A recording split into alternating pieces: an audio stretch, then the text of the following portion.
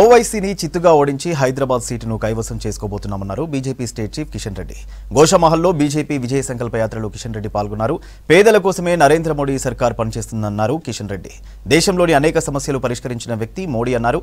500 ఏళ్లలో సాధ్యం కాని రామాలయ నిర్మాణం మోడీతోనే సాధ్యమైందన్నారు. దేశానికి ఎన్నికలు కీలకమైనవన్నారు. మోడీ మళ్లీ ప్రధాని అయితేనే దేశం నెంబర్ 1 అవుతుందన్నారు కిషన్ రెడ్డి. మంచి పరిపాలన గత 9.5 సంవత్సరాలుగా నరేంద్ర మోడీ గారు ఇచ్చారు. అందుకే మీ అందరిని కోరుతా ఉన్నాను, వచ్చేటువంటి ఏప్రిల్ మొదటి వారంలో ఎన్నికలు, లోక్సభ ఎన్నికలు జరగనున్నాయి. ఈ ఎన్నికల్లో ఈ దేశానికి ఎవరు ప్రధానమంత్రి కావాలి అనే నిర్ణయం మళ్ళీ మనం తీసుకోబోతున్నాం. ఈరోజు తెలంగాణలో కూడా 17కు 17 సీట్లు మనం గెలవాలి. హైదరాబాద్ సంబంధించినటువంటి ఎంఐఎం సీటును కూడా ఈసారి మనం ఖచ్చితంగా కైవసం చేసుకోవాల్సినటువంటి అవసరం ఉంది.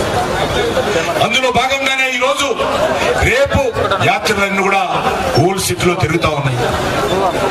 ఓల్డ్ సిటీలో ఉన్నటువంటి హిందువులే కాదు, ముస్లిం సోదరిమణులు కూడా పెద్ద ఎత్తున నరేంద్ర మోడీ గారికి అండగా ఉండేటువంటి అవకాశం.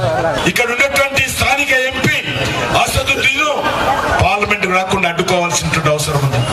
అడ్డుకోవడం అంటే ఓటు హక్కు ద్వారా ప్రజాస్వామ్య పద్ధతిలో అడ్డుకోవాలి. కాబట్టి మనం అందరినీ కోరుతా ఉన్నాం, అందరం కూడా హైదరాబాద్ లో ఉన్నటువంటి ప్రజలందరూ ఈరోజు మతాలకు అతీతంగా అన్ని వర్గాల ప్రజలు ఏకమై ఈ యొక్క ఎంఐఎం పార్టీని ఓడించాల్సిన అవసరం ఉంది.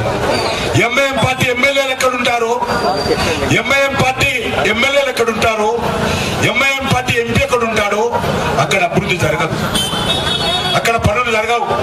రౌడీజము, గూండాయిజము ఇదే ఉంటుంది. ఆస్తులు దోచుకుంటారు. ఈరోజు ఎంఐఎం పార్టీ నాయకులు వేల కోట్ల రూపాయలు అక్రమంగా సంపాదించారు, కానీ ఏ ప్రజలకు అది సహాయం చేయరు. అందుకే ఈరోజు మనం అందరం కూడా